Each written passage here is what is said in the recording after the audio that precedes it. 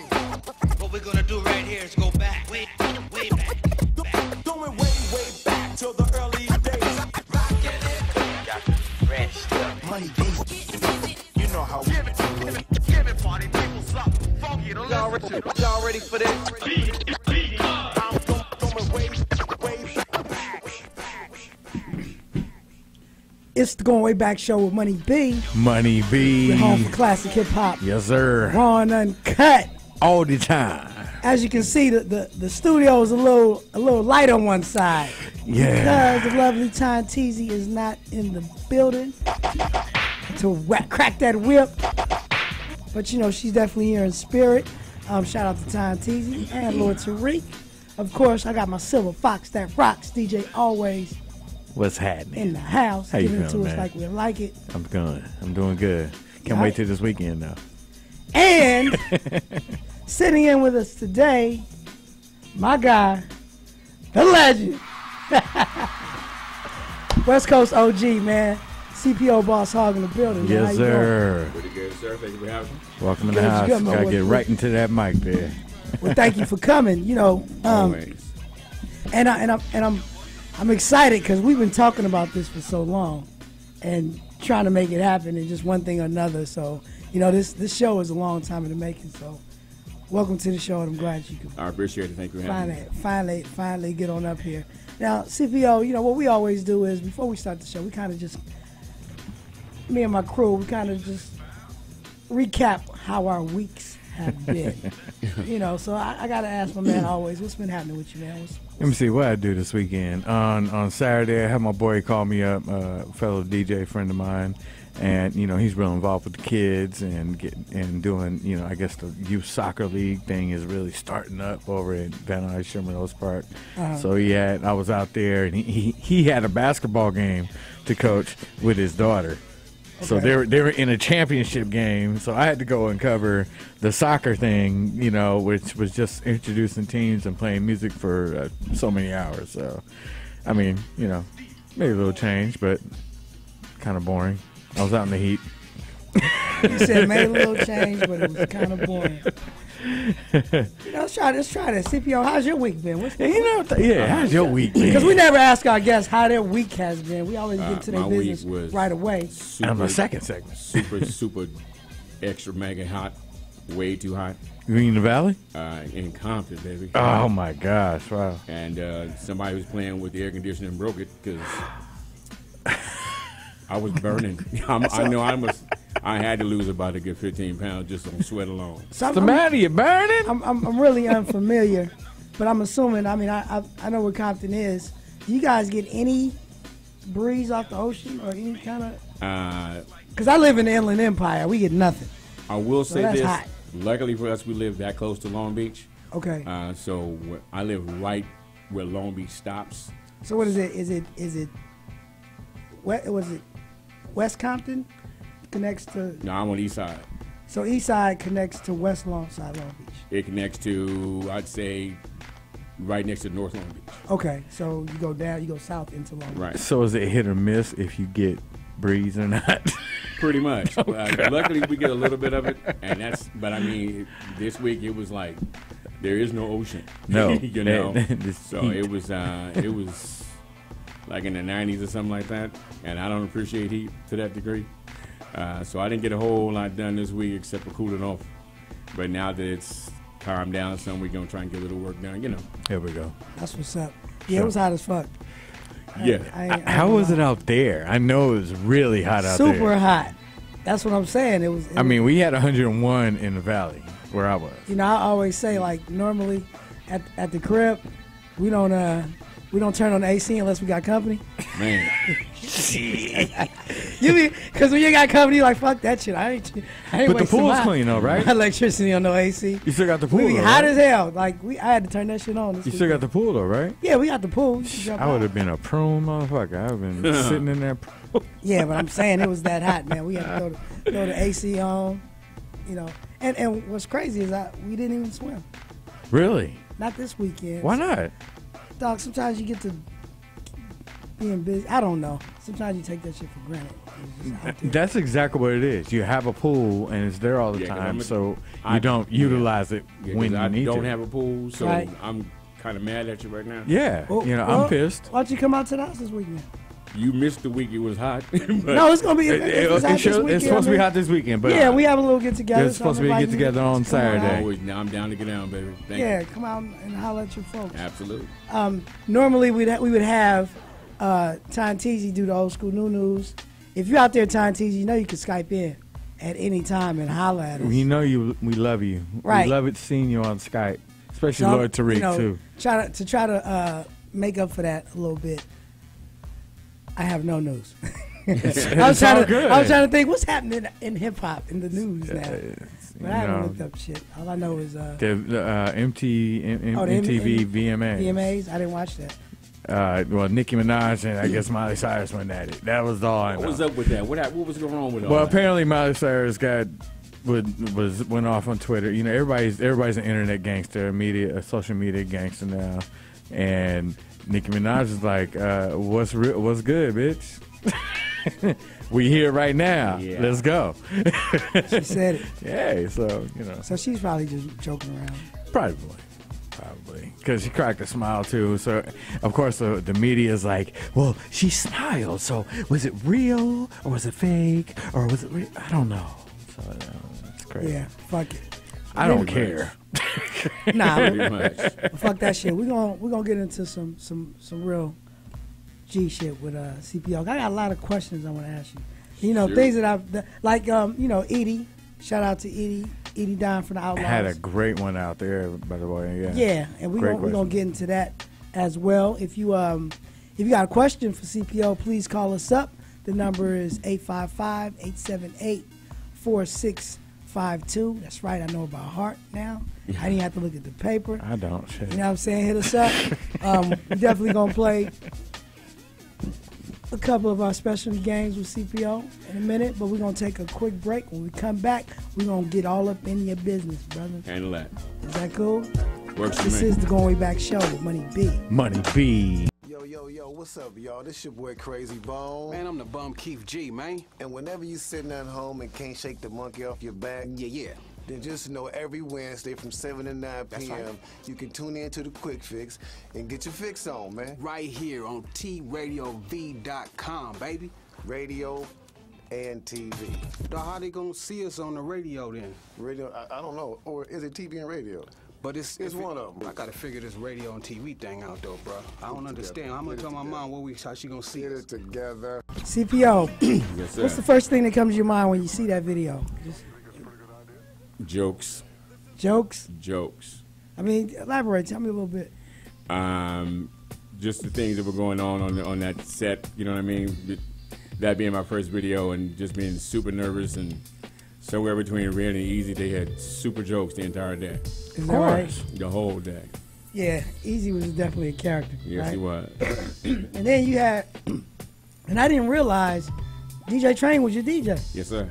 I thought he was just JJ Faz DJ. No. Well, he started there, Okay. but then he moved up to CPO, so, you know.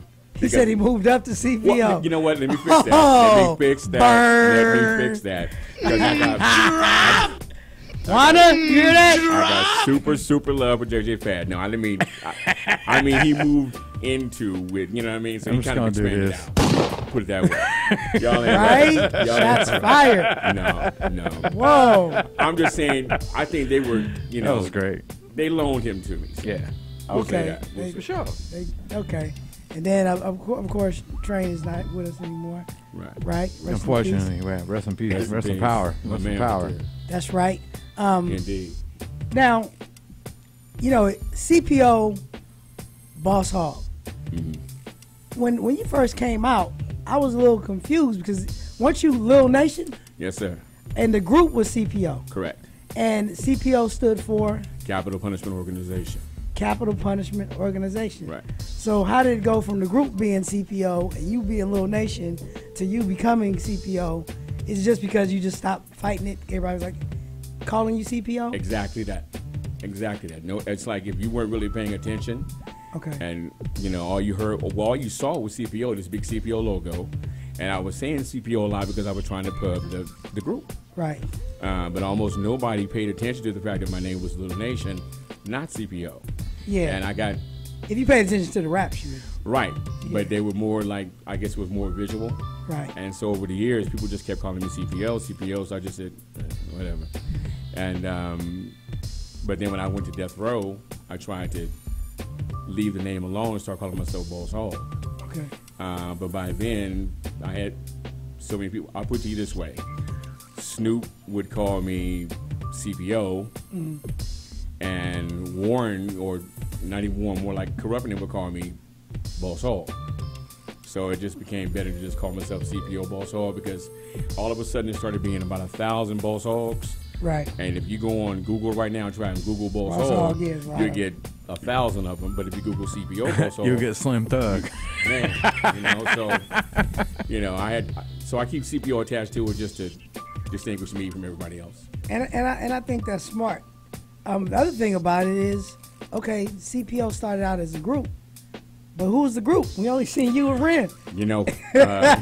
Okay, now if explain that shit. If you ever really see the CPO poster, it's me, Ren, it's my boy Chip, the convicted felon. He's in CPO. Kashawn, what's Kashawn's last name? Curry, I think. True story. He's also the lyrical menace, so he was in CPO. So CPO was actually me and them. They were called the Foe. What did everybody else do? They rap too. But we never heard them. You actually do. They're on the first album. You'll hear me. You'll hear Kashawn rap. You'll hear Chip rap something. But the thing is, the first album was supposed to be Little Nation's album, and the second thing that was supposed to come out from Capitol would have been The Foe, and that was the other part of CPO. But this happened, that happened, and they never did. It never did really come to fruition. So yeah, because it's a few groups like that where they're promoted as a group, but it is really one main rapper, so you never really see. It's like, how you a group? It's just you. I'm trying to think of come to my mind. It's somebody else that comes to my mind. It's like every time I think of them as a group, I'm like, but it was just you. How was you a group? Yeah, Arrested Development. No, because you see them as a crew. The You drummer see the crew, but who'd you hear? No, I'm saying there's certain groups that you only ever seen the rapper. one person, like when Arrested Development and all their videos is all of them. True. Is the girl that dances, same is the thing. X-Clan. Shit. That's what I'm saying. It really did bother me that we didn't really get to do that, the whole thing we wanted to do, because both of those cats were super tight on the mic. Both. Right. Chip, super tight. Sean, very tight. And we just never got a chance to make it all come together. Oh, I got it. It was. I had Mr. Mike from Player Circle. Right. Not Player Circle. Was it Player Circle or South Circle? South Central Cartel, wasn't it? No. Mr. Player Mike. Circle. Player Circle. Yeah. And I only knew Mr. Mike, but he, I'm like, how's y'all group? I never knew the other dudes. I never seen them. Excuse me.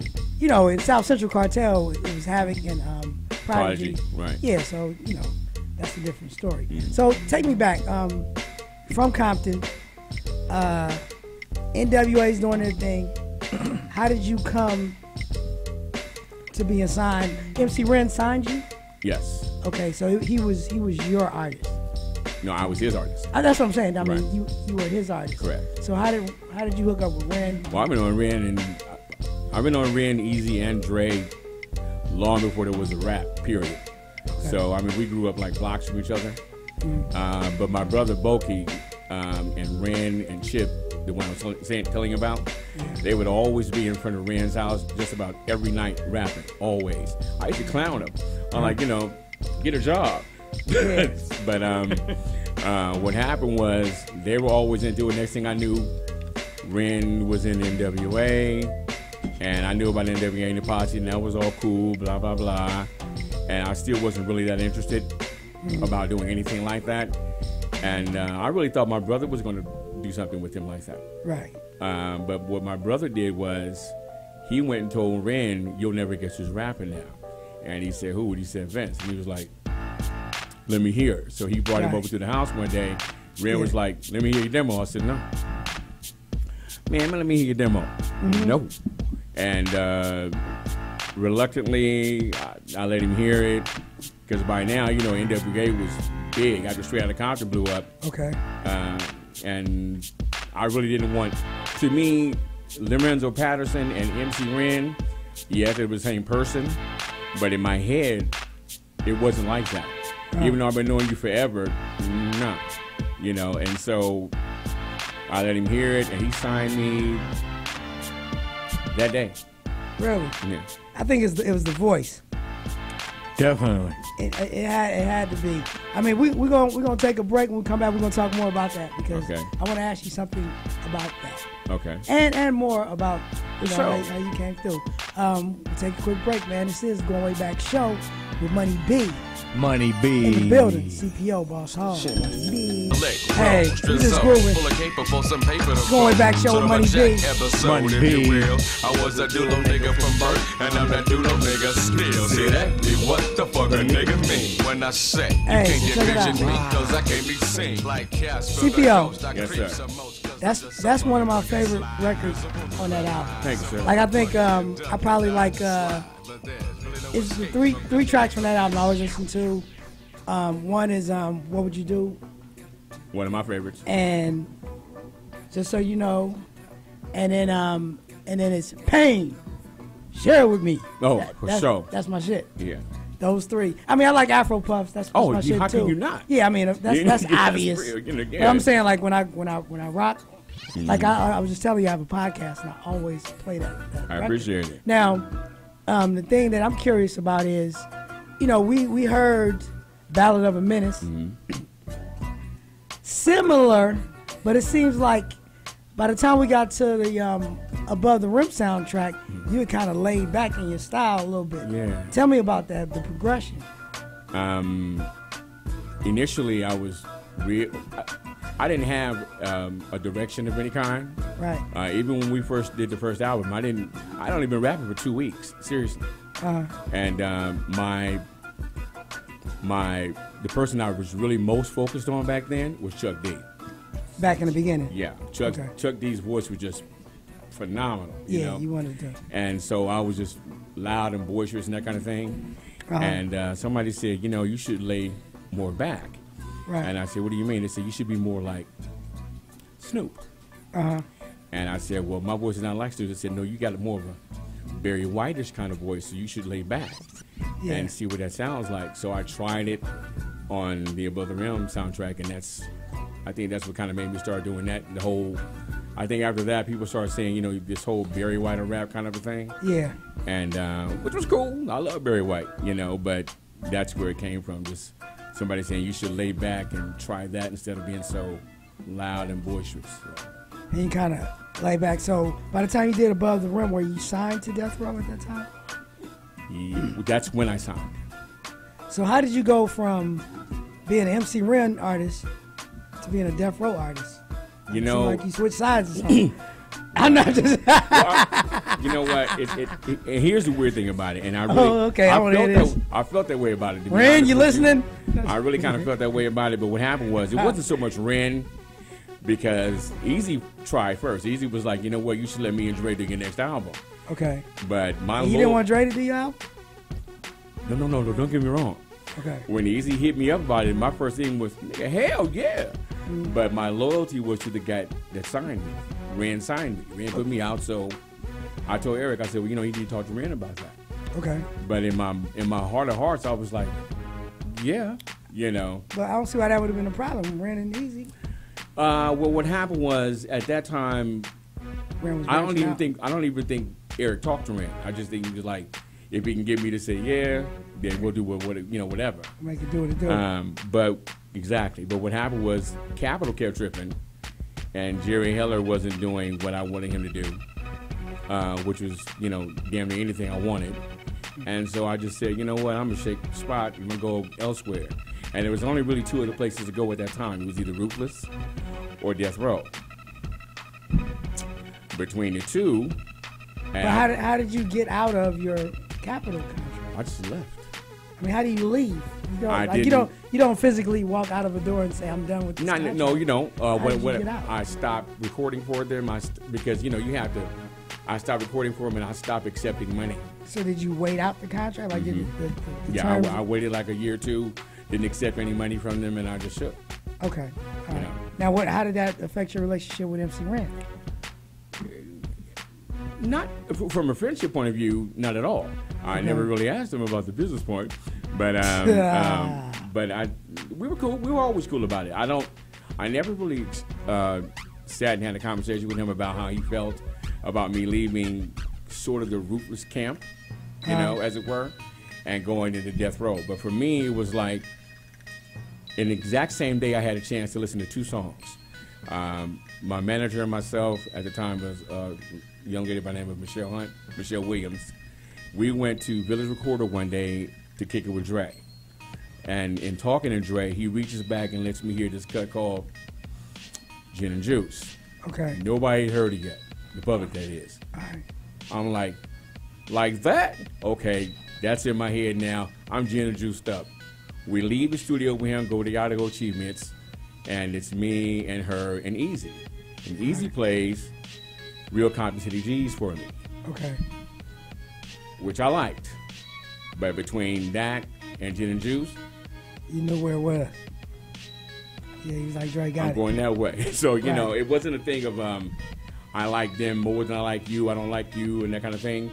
It was really a thing of tracks. It was just, Dre was that guy. So once you did that, I'm sure you and Eazy stopped hanging like that. No, not at all. Okay. Not at all. Eric couldn't care less. Eric was making his money. Yeah. Not to mention the fact Eric probably knew something that I didn't. Yeah. And let me make this point too, very true. The thing is, when I went to Death Row, I knew before I went that I had no plans on staying at Death Row. My purpose of going to Death Row was not to stay; it was to get pub.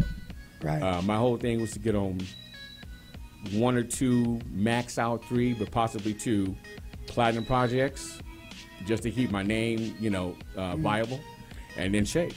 So out of because I'm pretty sure Death Row's roster was pretty huge at the time. How did you maneuver yourself to get on the Above the Rim soundtrack? I went looking for Dre one day. I did some phone finagling and found out where he was going to be. He was going to be at the studio called Larry's North. We shook up there. Me and Michelle shook up there. Ran into Suge. I told Suge, I don't know what you've heard, but I'm not signed to anybody anymore. What's up? And he was like, listen, I want you to go in the studio tomorrow and start working on something. I said, what, a demo? He said, no, you're working on your album. So I went in, did that. The very next day, I happened to be at Gladstone's restaurant in Malibu.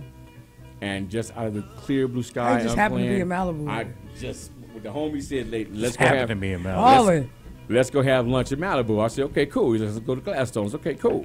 I didn't know that spot. Dre would be there the same day. Okay. And so I ran into Dre, and he was like, I said, hey, I don't know if you talk to Suge or not, but I've just been in the studio working on some stuff for the road. And he was like, cool. And I said, well, listen, I want to be on the road, so what you doing? So what's up with that? And he was like, listen, I'm working on a soundtrack right now called Above the Rim. You want to be on it, be at the studio tomorrow, blah, blah, blah studio. And this was Larry's West. He said, so, I'll make sure you get on the soundtrack. That's Who produced that track? T Green produced it. Wow, that's a long story. Well, tell it quote real quick because we got. Okay, T Green produced the track. Okay. But my boy Sandman had a little something to do with that too. But yeah, T Green produced that track. Okay. Well, we're going to take another quick break. When we come back, we're going to wrap up with CPO Boss Hogg. Good show. Right here on the Going Way Back show with Money B. Money B. How did you end up on Pac's All Eyes on Me album? Super accident. Okay, go ahead. I just called the studio one day, really just to kind of see who was there. That's all I wanted to do was see who was in, because I wasn't, they kind of had me on the shelf. I wasn't doing anything. So just to kind of siphon off somebody's energy, I called the studio just to see who was in, on deck. And the guy said, Pac. I said, Pac? Tupac? Now, did you know Tupac at the time? Oh, yeah. We had met briefly twice. Okay. I mean, literally seconds. But he was extremely hospitable, you know what I mean? Right. And, you know, to the degree that it gave me the impression that I could actually say what's up to him. Yeah. And so when I called the studio and they said Pac was in there, I said, you know, let me say hey. And so he got on the phone. I said, what's up, Pac? He said, what's up? Who's this? I said, CPO. What's up, CPO? And literally the day before, I had just, because I got laid off that day. And oh, wow. Before I got laid off, I heard 2 back-to-back Tupac songs. And I just said to myself, well, it would really be cool to do a song with this guy. Right. And so the very next day when I called the studio, he's in there. I'm like, this is too much of a coincidence. Right. So I said, what's up, Pac? I said, I had a vision. He said, well, what's that? I said, do a song with Tupac. He said, I do one with you. You do one with me. I said, cool, we got to do that one day. He said, nigga, I'm here now. And I didn't expect him to say that. Rolled, right? I didn't expect him to say. I'm thinking he was going to say, oh, yeah, cool. And I said, oh, all right, cool. So, right? Like that. So he said, you coming? I said, yeah. So, you know, we grabbed the party favors and shook out. Right. And he put on a beat, said, you know, he asked Johnny J, rest in peace. Could you find him let's find something for me and CPO. It was me, him, Syke, Danny Boy. And so he found that track. And I said, okay, you know, I hit a little something, and got on the track. And when we so was that a verse that you had, or did you actually write? No, I did it right there. Because to be honest with you, seriously speaking, and even when we left the studio, the homie was just like, nigga, do you realize you just did a song with Tupac? I said, man, let me explain something to you. It was really cool for him to invite us down, and it was really hospitable for him to, you know, come down to the session and, let us come to a session and just take part, you know? But he's not going to use that song. Right. I said, what he's going to do is do 1,000 songs, and then most of them are going to get left on the editing room floor like that one. Right. And then at the time, my same girl, Michelle. She said it was cool to do it. Yeah, you know. Wow. And to me, I was like, I don't give a shit about him not using the song. The fact he invited me down here to chill with him. Right. That, because I was already depressed. I just got laid off. You dig? Right. So and you just thinking it's going to be on the edit floor. And what I expected it to and be. maybe you get a copy the one lost day. Tapes. How about that? Yeah. For me, it wasn't even the copy. And nigga, I got the copy. Me and my niggas was here one day kicking it with Pac in the studio. You know, having a little party favors and fun. It was good. Okay. And when the album came out, but you know, my manager Michelle, she was working at Death Row. She said, "What's the name of the song that you did with Pac?" I said, "Pitch Me Rolling." She said, "It's on the CD." I said, "No, it's not." She said, "It's on the CD." And so she played it, and I said, "Yeah, that's it." He was like, "I'm rich." So I said, "I'm rich, bitch." Here's the real shit. I said, "So ain't nobody gonna hear it. It's too many." He got songs with Snoop, Dre, Pound. Ain't nobody gonna hear that song. Right. They did. But nobody knew how classic that album was going to be. I didn't know that he was using every song he was doing. Amen. And so, you know, God kind of worked me blessings in on that. to you, exactly. Yeah, he did. That's good look. So how'd you work out the dough? Because I heard it was a story how you finally got your money. Bitches and weed.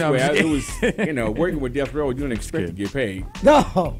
So and I'm not bullshit. I had no knowledge whatsoever of anything called money coming from that. And but it was cool to do a song with the cat. 5 years go by, I'm almost super broke. Right. So you know, I called Death Row one day, knowing I'm in here, nigga, please. Yeah. And so homegirl said, well, you need to call Universal. They're handling Tupac's estate. Okay. All right. I called them. I told them who I was. They said, yeah, it's some money here for you. And I'm thinking it's a few bucks. Because where I was on broke status, I was like, nigga, a few bucks is all good. A few bucks like what? Like a $200, $300? Man, I'm thinking $7 laid off. Max out, I'm going to get about $500, maybe $1,000. And $1,000 was like super love. Right. At that time, it was damn near 40 G. Yeah. And I was like, my man. Right, so you went to the office and picked, not knowing what you was picking up, and looked at a check that said 40 G's with your name on it. Dude, when I got the check and opened it up, when I first looked at it, I thought it said $3,700, which to me was like this. Nigga, that's what I'm talking about. We're gonna give you some weed, make you some blah blah blah. Right. I'm gonna get my car fixed. Right. When I looked at it again, I said, that's 37. That's when I literally said, 40. I'm rich, bitch. I'm rich, bitch. Because I literally had $0. So wait a minute, what'd you spend it on? I gotta hear this part. Different things. We always ask. Well, like he said, You know what? First thing I did was I did that shit. Did you? I know did you did. He built the I went Hennessy there too. man. But I did. You know, I cracked mom's off some cheese, and it was really funny because it was like a. You buy a Lincoln? It was Hilarious. Yeah, you did. But yeah, man, I bought some things for the homies and cracked mom's not the off some homies. cheese. The homies. What they buying you now? Nada. You know, but it was really cool because right after that, literally money started coming in from all kinds of places. Okay. So it was like a blessing all around. That was the thing that broke it open. It was the thing that broke it open. You did. And then, so did they take care of your, you know, your publishing and your like the royalties? Like That's what happened. It was because of the fact that it was Universal that I got paid. Universal wasn't about that, the whole Suge publishing thing, blah, blah, blah. It wasn't like that. They was thinking, you know, you're an artist, you did this work, you got mechanicals, we're paying you. Yeah, they straight and up. that was that. Which is the way it should work any damn way. You did. Yeah, because I actually had a little action like that. So, man, I appreciate you sharing the story. CPO, please let everybody know where they can find you on social media. I am on Facebook, Twitter, and Instagram under CPO Boss Hogg. Twitter will say Vince Edwards 9, right? But you can just put in CPO Boss Hogg, it'll pop up. And you have a new music that's coming out? I got 3 singles out right now. One is called They Boogie, one is called Super Gangster, and one is called Your Body Is Hot. And they're both off of the forthcoming album, I Boss, which we hope to drop this year. And I'm going to say it on tape. I'm a fan. I would love to do some music with you. I appreciate it. Oh, got it on tape, so we're going to do done that. deal. What you doing? Always. Yes, sir. Let them know. I need that. Always in the ear on Twitter or always on Instagram. Check me out. I got my Hootsuite going so I can hit everything up at the same time. I got to introduce you to that. It's a great app. Where can they find you on Sirius? They can find me on Sirius XM every Friday, the afternoon drive mix, 12 o'clock Pacific Standard Time, 3 p.m. East Coast time on the Foxhole Channel 96. Check me out. That's what's up. And, of course, you can find me on all social media at MoneyB69. Make sure you like the Facebook fan page. Please subscribe to the Goin Back Show YouTube channel. And for everything classic hip-hop raw and uncut, please go to goinwaybackshow.com. Once again, I want to thank my guests. Thank you for having me. I appreciate it, man. Coming through. My guy, we're going to work. And until next time, people, please be easy. It's the Goin Way Back Show with Money B. Classic hip-hop, raw and uncut. Thanks for visiting the Goin Way Back Show channel. Make sure you rate, comment, and subscribe, and click that like button.